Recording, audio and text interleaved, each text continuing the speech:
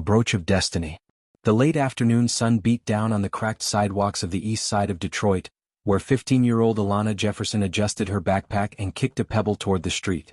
Her shoes, 2 sizes too big and donated from the church, slapped against the concrete as she walked past the auto shop her father used to work at before he passed 2 years ago. She missed him more every day, especially now with her mom juggling 2 cleaning jobs and her little brother needing her help after school. Alana was good with her hands. She had learned from her dad how to fix up bikes, patch wires, and even fiddle with car engines. When her family's old washing machine broke down last week, she fixed it herself with a borrowed wrench and YouTube tutorials.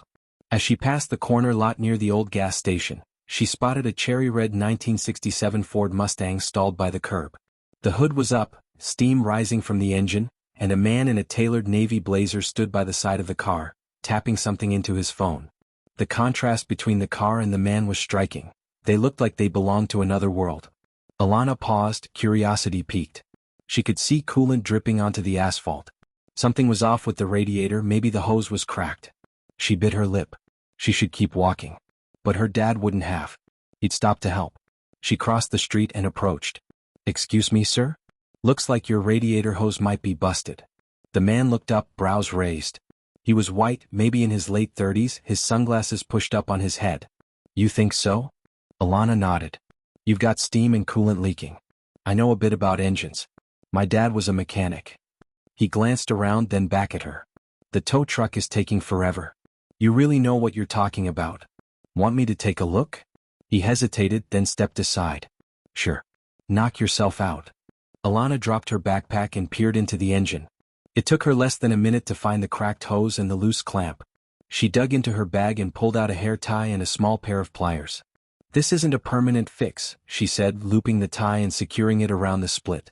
"But it'll hold for a few miles, at least until you get to a shop." The man whistled low.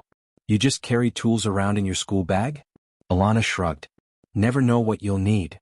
He laughed, genuinely impressed. "What's your name?" "Alana." "I'm Rick Madison," he said, reaching out to shake her hand. "Thank you, Alana. You may have just saved me hours." "No problem." As Rick reached for his wallet, something caught his eye, a small brooch pinned to Alana's worn denim jacket. It was shaped like a dove, delicate and antique-looking, the kind of thing that didn't belong in a poor neighborhood. "Where did you get that brooch?" he asked, voice quieter now. Alana blinked, startled. "This was my grandma's. She passed it down to my mom and then to me." "Why?" Rick stared at it, unmoving. "Is your grandmother's name Ruth Jefferson?" Alana froze. "Yeah. How do you know that?" He took a step back, his eyes wide. "Because she saved my life." Alana's breath caught. "I was 17, Rick said, his voice suddenly soft as if remembering a long-buried memory. "Ran away from foster care. Ended up sleeping behind a laundromat in this neighborhood. One night I got sick, real sick. Ruth found me, fed me, nursed me back to health. She gave me that same brooch. Said it was a token of kindness, that I should give it to someone else someday when I had the chance." Alana's eyes widened. "But she never said anything about that." "She probably didn't want praise," Rick said. "She was that kind of person. But I never forgot her. I never forgot what she did for me." They stood in silence for a moment. Then Rick spoke again, his tone shifting. "Alana, where do you live?" She pointed toward the housing project down the block. "Over there. With my mom and brother." He nodded, processing. "Do you want to be a mechanic?" She looked down, embarrassed. "Maybe. I like fixing things. But college? Trade school? That's kind of out of reach." Rick smiled. "Not anymore."